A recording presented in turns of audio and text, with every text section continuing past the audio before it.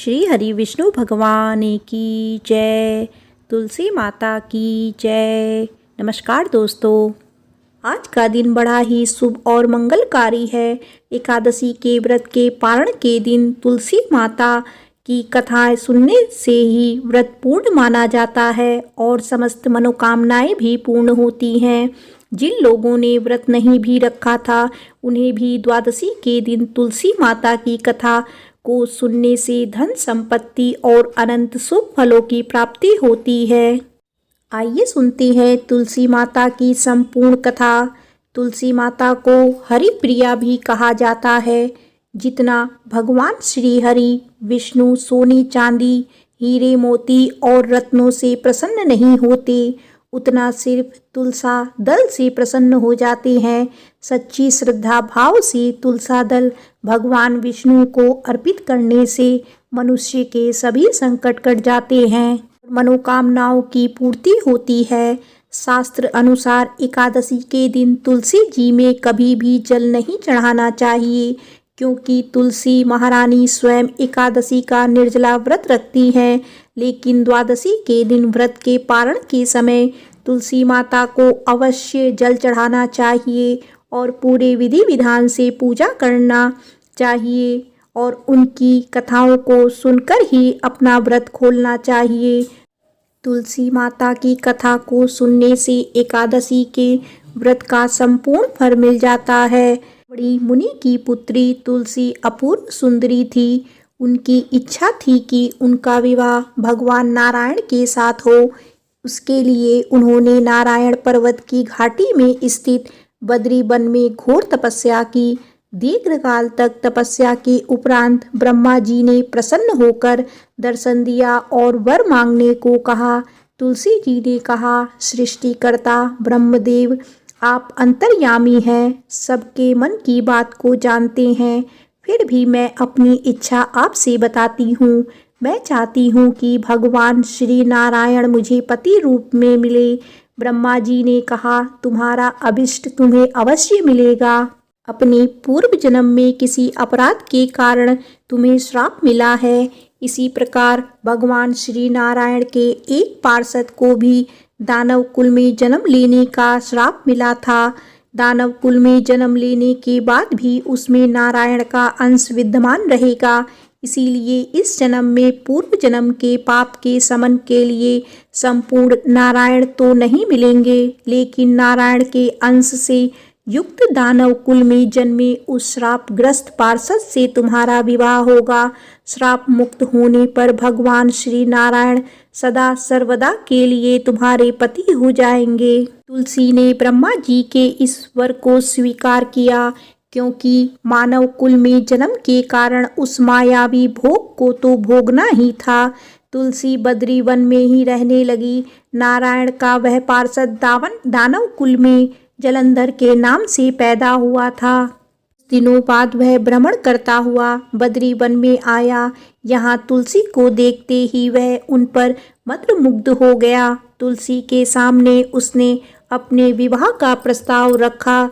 इतने में ही वहाँ ब्रह्मा जी आ गए और तुलसी से कहा, सी जलंधर को देखो, कैसा देवोपम उसका स्वरूप है। दानव कुल में जन्म लेने के बाद भी लगता है जैसे उसके शरीर में नारायण का वास हो। तुम प्रस्ताव को सहर्ष स्वीकार कर लो। तुलसी को भी लगा कि उसकी तपस्या पूर्ण हुई और उसे इच्छित फल मिल रहा है। जलंधर के साथ उसका गंधर्व विवाह हो गया और वह जलंधर के साथ उसके महल में पत्नी बनकर आ गई। जलंधर ने अपनी परम सुंदरी सती साध्वी पत्नी तुलसी के साथ बहुत दिनों तक राज्य किया। उसने अपने राज्य का इतना विस्तार किया कि देवलोक तक उसके अधिकार में आ गए। स्वर्ग का सुख भोगने वाले देवताओं की दशा भिखारियों जैसी हो गई। जलंधर किसी को कष्ट नहीं देता था, पर अधिकार और राज्य छीन जाने से सभी देवता मिलकर ब्रह्मा विष्णु और शिव जी की सभा में गए तथा अपनी विनती सुनाई। ब्रह्मा जी ने कहा, तुलसी परम साध्वी है, उसका विवाह जलंधर से मैंने ही कराया था। जलंधर को तब तक नहीं हराया जा सकता या मारा जा सकता जब तक कि तुलसी को ना छला जाए। ब्रह्मा जी की बात सुनकर भगवान श्री हरि विष्णु जी ने कहा, जलंधर पूर्व जन्म में मेरा पार्षद था।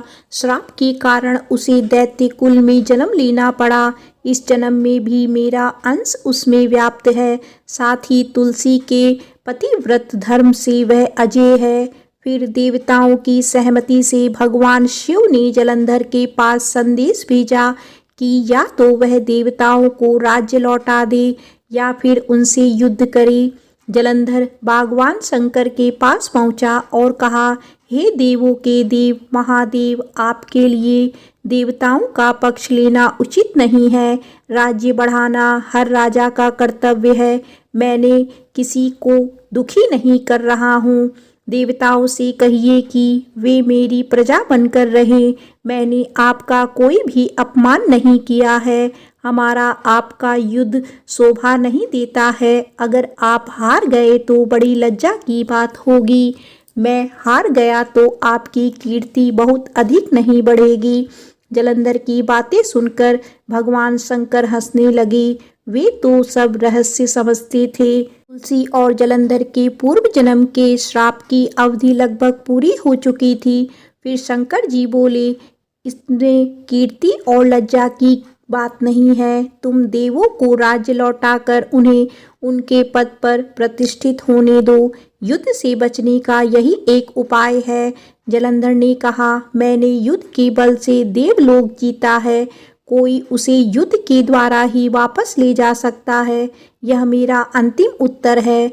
अब मैं जा रहा हूँ। ऐसा कहकर जलंधर वहाँ से चला गया। उसने अपनी पत्नी तुलसी को सारी बातें बताई और कहा, धर्म भोग सब काल सूत में बंधा है। जीवन में हर्ष शोक भय सुख दुख मंगल अमंगल काल के अधीन है। हम तो केवल निमित्त हैं, संभव हैं। भगवान शिव देवताओं का पक्ष लेकर मुझसे युद्ध करें। तुम चिंता मत करना, तुम्हारा सती तेज मेरी रक्षा करेगा। दूसरे दिन भगवान शंकर के नेतृत्व में देवताओं ने युद्ध छेड़ दिया। जलंधर ने भीषण बाणों की वर्षा कर उसका वेग रोका। उसके प्रहार से देवता डगमगाने लगे। उसने दानवी शक्ति का प्रयोग कर मायावी युद्ध आरंभ किया। युद्ध स्थल पर वह किसी को भी दिखाई नहीं देता था, पर उसके अस्त्र शस्त्र प्रहार कर देवों को घायल कर रहे थे। देवगण अपने अस्त्र चलाए तो किस पर चलाएं, क्योंकि कोई शत्रु सामने था ही नहीं। कई दिनों तक इस तरह भयंकर युद्ध चलता रहा और जलंधर पराजित नहीं हुआ। तब शिवजी ने विष्णु से कहा, विष्णु कुछ तो उपाय करो, अन्यथा मेरा तो सारा यश मिट्टी में मिल जाएगा। विष्णु जी ने सोचा, बल से तो जलंधर को हराया नहीं जा सकता, इसीलिए छल का ही सहारा लेना पड़ेगा। उन्होंने तुरंत अपना स्वरूप जलंधर जैसा बनाया और अस्त्र शस्त्र से सुसज्जित हो तुलसी जी के पास पहुंच गए। बोले, प्रिय, मैं युद्ध जीत गया। हमारे देवता भगवान शंकर समेत हार गए। इस खुशी में आओ, मैं तुम्हें अपने अंग से लगा लूं। पति को प्रत्यक्ष खड़ा देख तथा विजय का समाचार सुन वह दौड़कर मायावी जलंधर के गले से लिपट गई। इस प्रकार पति पत्नी दोनों ने आलिंगन कर बहुत खुशी मनाई। पर पुरुष के साथ इस प्रकार के व्यवहार से उसका सती तेज नष्ट हो गया। उसका सती तेज तो जलंधर की कवच के रूप में रक्षा कर रहा था, वह कवच नष्ट हो गया। जलंधर शक्तिहीन हो गया। यह जानते ही भगवान शंकर ने अपने त्रिशूल से प्रहार किया। त्रिशूल के लगते ही जलंधर जलकर भस्म हो गया। जलंधर के मरने की बात को जानकर भगवान विष्णु अपने असली रूप में आ गए। सामने अपने पति जलंधर के साथ स्थान पर भगवान विष्णु को खड़ा देख तुलसी बहुत विस्मित हुई।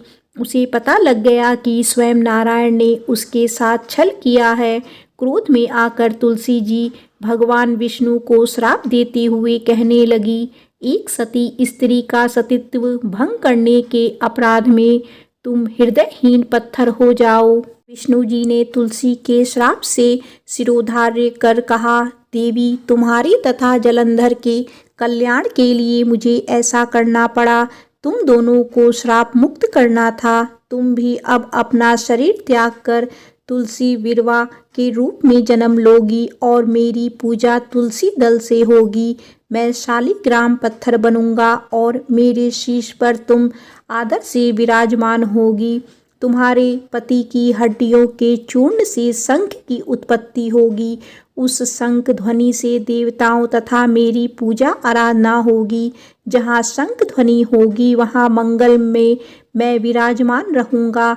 तुमने पूर्व जन्म में बद्री वन में मुझे पाने के लिए बड़ी तपस्या की थी। अब अगले जन्म में मैं नारायण प्रशस्त के रूप में बद्रीनाथ वन में स्थापित हो जाऊंगा और मेरी पूजा अर्चना फल फूल से ना होकर तुम्हारी तुलसी दल से होगी। मेरे शीश पर विराजमान होकर तुम मुझसे भी ऊंचा पद प्राप्त करोगी। प्रेम से बोलो श्री लक्ष्मी नारायण भगवान की जय। श्री तुलसी शालिग्राम जी की जय। आइए सुनते हैं तुलसी माता की दूसरी कथा।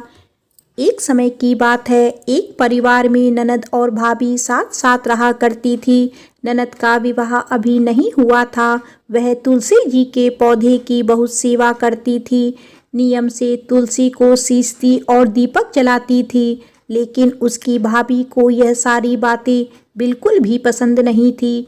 जब कभी उसकी भाभी को बहुत ज़्यादा गुस्सा आता तब वह अपनी ननद को ताना देते हुए कहती कि जब तुम्हारा विवाह होगा तो मैं इस तुलसी को ही बारातियों को खाने को दूंगी और तुम्हारे दहेज में भी तुलसी ही दूंगी।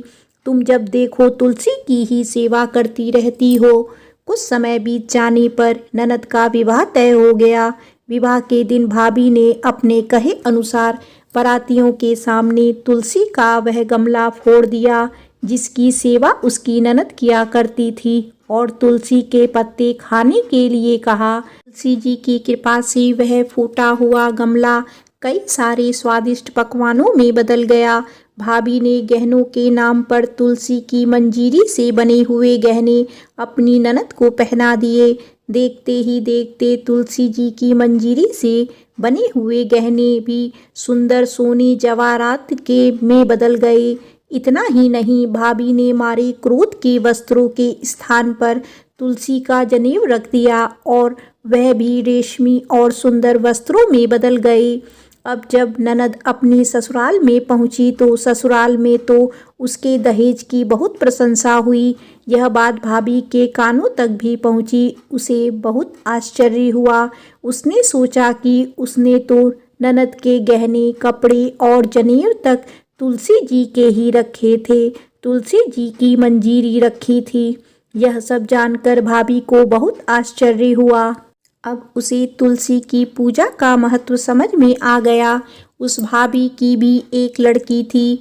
वह तब अपनी बेटी से कहने लगी कि बेटी तुम भी तुलसी की सेवा किया करो, तुम्हें भी तुम्हारी बुआ की तरह फल मिलेगा। वह जबरदस्ती अपनी बेटी से तुलसी की सेवा करने को कहा करती थी, लेकिन लड़की का मन तो तुलसी की सेवा में लगता ही नहीं था।